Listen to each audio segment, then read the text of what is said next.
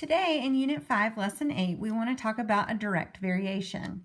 A direct variation is just a special linear relationship. So as a reminder, we've been studying linear equations this unit. Remember, linear means straight line. The equations that we have been studying so far have fit the form y equals mx plus b, y minus y1 equals m times x minus x1, or ax plus by equals c. A direct variation is still a linear equation and therefore has a linear relationship, but there is a special relationship between x and y in a direct variation. Direct variation equations will always fit the form y is equal to k times x. This would look similar to what we have seen with slope-intercept form. Y is equal to mx plus b. So notice there's a little bit missing there. That plus b is no longer present in this special linear relationship.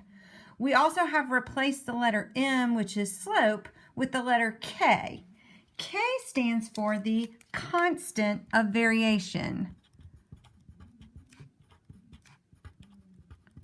But it is essentially the same thing as the slope. So we'll put here underneath that it is like slope. Okay, so it takes the place of slope in this special linear relationship. All right, in a direct variation, as our x value increases, our y value will also increase. So as x increases, y also increases. Some of the key features of a direct variation or of this special linear relationship is that it is still going to graph as a straight line. Okay. And what's even more important than that is notice that in our equation we have both a y and an x. So it's not just only a straight line, it is also a diagonal line because we have both a y and an x in our problem. So we have a straight diagonal line. And then again, remember we talked up here about how there is no value for b. So in this special linear relationship called a direct variation, y equals kx, because there is no y-intercept, our diagonal line is always going to have to pass through the origin because our y-intercept here is basically 0. All right, the next thing we want to do is talk about how can we write a direct variation. So here are a couple of examples of writing a direct variation equation. So the first one says that we want to write the equation of a direct variation that includes the point 2, 4. Right. Notice that I am only given 1 point there. I wasn't given a slope. I wasn't given 2 points. So when we have this special linear relationship that is a direct variation, and I know it's a direct variation because it tells me that here in this problem, I only need one ordered pair in order to write the equation. We know that a direct variation has to fit the form y is equal to k times x. What I have been given here in my ordered pair is an x value and a y value. So what I can do is to plug that x and y into my equation. The value of y in my equation is 4. I don't know k, but I know that the value of, x in my ordered pair is a 2. Okay. What I can do is now solve this equation to figure out the value of k. If I divide both sides by 2 here, I can figure out that k is equal to 4 divided by 2, or that k is equal to 2. Therefore, I can write my direct variation equation by plugging that k value back in. Y is equal to k, which is 2, times x. And I have now written the equation of a direct variation that goes through the point 2, 4. Let's try a second one. Write the equation that meets the following conditions. This time it says that y is directly proportional to x. Directly proportional means the exact same thing as varies directly. Okay? So if we want to write the equation that is directly proportional to x, that would be the same thing as saying write the equation where y varies directly with x. We know then that we have to fit the form y is equal to k times x. I have been given an x value here and a y value there. I can plug those values in for x and y in this general form. Y is 36. I do not know k, but I know that x is 12. Solving this equation, I can find that the value of k is equal to 36 over 12, which is 3. And so now I can write my equation for this particular direct variation problem. Y is equal to my k value, which is 3, times x. Finally, a real-world example. The amount of money that you make at your part-time babysitting job is directly proportional to the number of hours that you babysit. Again, I see the key word here, directly proportional, which means the same thing as direct variation. So the amount of money that I make at my part-time babysitting job varies directly with the amount of hours that I babysit. All right, if we think about how this varies directly, remember we can say then that y varies directly with x. That means that the amount of money that I make at my babysitting job is my y. It varies directly with the number of hours that I work. Y varies directly with x. So that means that the number or the amount of money I make is y, and the number of hours that I work is x. All right, plugging into my general form, y is equal to k times x. I know that the amount of money I make is y. According to this, I babysat for 5.2 hours and I was paid $63. The amount of money I made was my y value, so 63 is equal to k times the number of hours I worked, which was 5.25 hours. Dividing both sides by 5.25,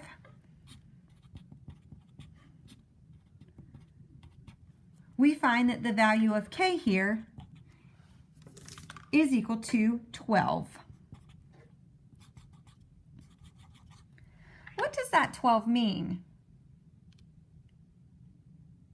If you said that 12 means that that is the amount of money I make for every hour that I work, you are correct. My hourly pay is $12 per hour.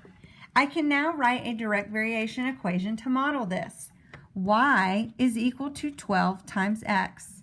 The amount of money I'm paid is going to be equal to 12 times the number of hours that I work. What we want to do now is to solve some direct variation problems. We have 3 different methods we can use to solve our problem. The first method is the equation method, which is very similar to what we were just doing. If I read my problem, it says y varies directly with x, and y is -8 when x is -3. We then want to figure out what would x need to be if my y value was 6. Using the method that we just learned, we can write our general equation.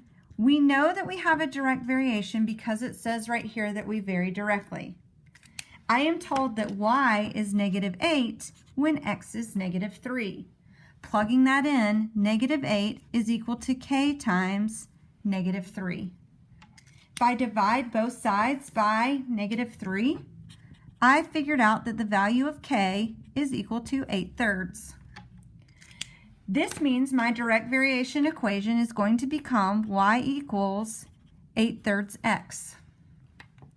I am now going to use this equation to help me figure out what x needs to be if the value of y was 6. Plugging in my y value, I know that y is 6, k is 8/3. What I do not know is the value of x.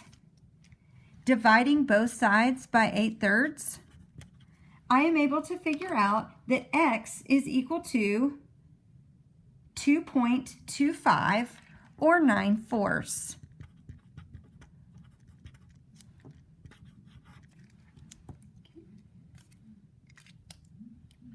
A second method we can use this to solve this problem is a proportion. If I take the equation y is equal to k times x, and I solve that for k, I would divide both sides by x. I figure out here by doing that k is equal to y divided by x. Remember that k was called the constant of variation.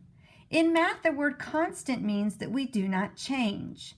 What that means is that the value of y divided by x from one part of the problem shouldn't change to another part of the problem. It should stay constant or stay the same. So another way that we can solve a direct variation problem, or another method, is to use proportions. Y over x in the first part of the problem should stay constant with y over x in the second part of the problem.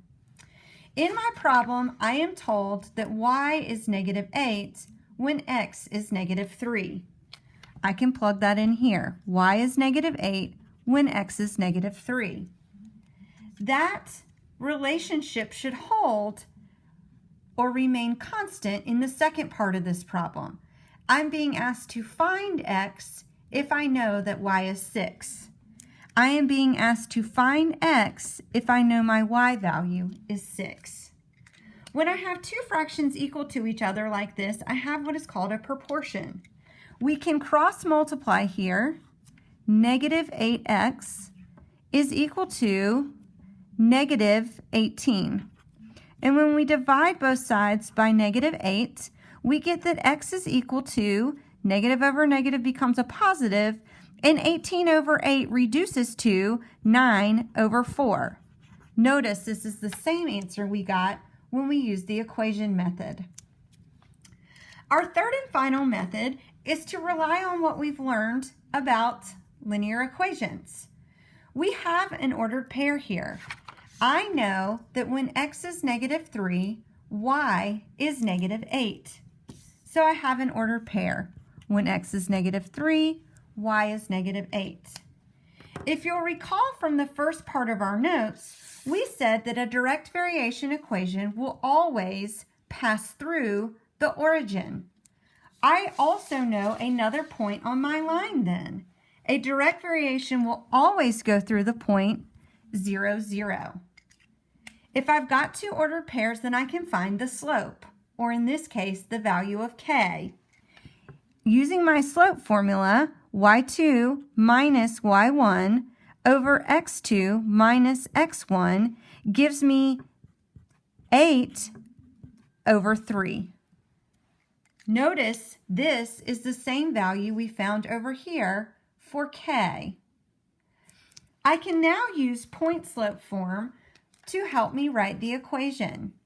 Remember, I've got a point and I've got a slope now.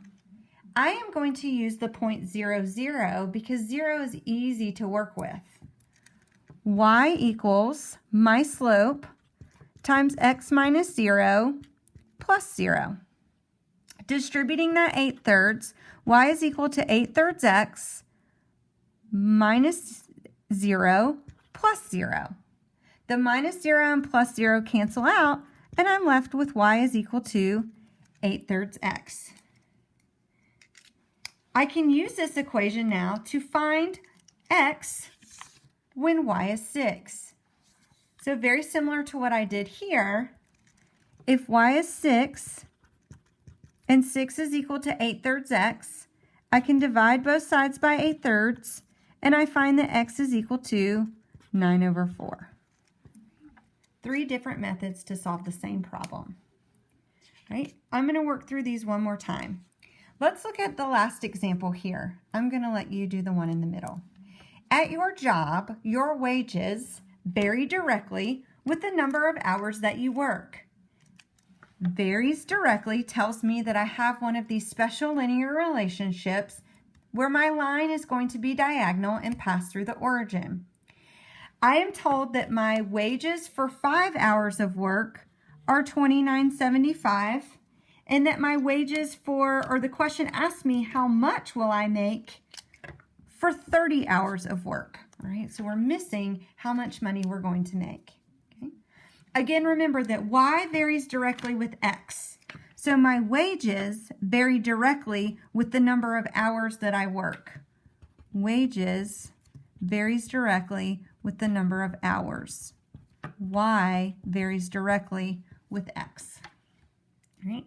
My wages were $29.75 when I worked for 5 hours. Dividing both sides by 5, I find that K is equal to $5.95. K equals 5.95. Right? Therefore, I can write a direct variation equation. Y equals 5.95x. Using this equation, I can now answer the second part of the problem. I can figure out how much my wages are going to be if I work for 30 hours. Remember that 30 was my x value. So if I substitute 30 in here, y equals 5.95 times 30, I can figure out that I am going to make $178.50. Using our second method, which was the proportion method, we know that y over x is going to remain constant throughout the problem. Remember, y was my wages and x was the number of hours. So if I take the proportion between the amount of my wages and the number of hours, I can figure out how many or how much money I will make. Right, substituting in, I made $29.75 when I worked for 5 hours. I don't know my wages when I work for 30 hours. Right? We can think of wages as our x value. Okay, we're missing this value right there. When we cross multiply, $29.75 times 30 is going to give us $892.50. And over here, 5 times x is going to make 5x. Dividing both sides by 5, we can figure out that our wages are going to be $178.50. Same answer. Okay. Finally, if we want to use the order pair method, we know that when we worked for 5 hours, that our wages were $29.75. We also know that a direct variation will always pass through the origin. Finding our slope here, 0 minus $29.75 over 0 minus 5 gives me negative $29.75 over negative 5. When I divide that out, I find that my slope is 5.95. Right? Thinking about point slope, again, this is the easiest order pair to plug in. Y equals m times x minus 0 plus 0. Distributing, that gives me 5.95x minus 0 plus 0, or that y is equal to 5.95x. Now that I have my direct variation equation, I can substitute the number of hours that I worked, which was 30, into that equation, and I figure out that, again, I made $178.50. Okay. All right, you work this middle one and check your answers.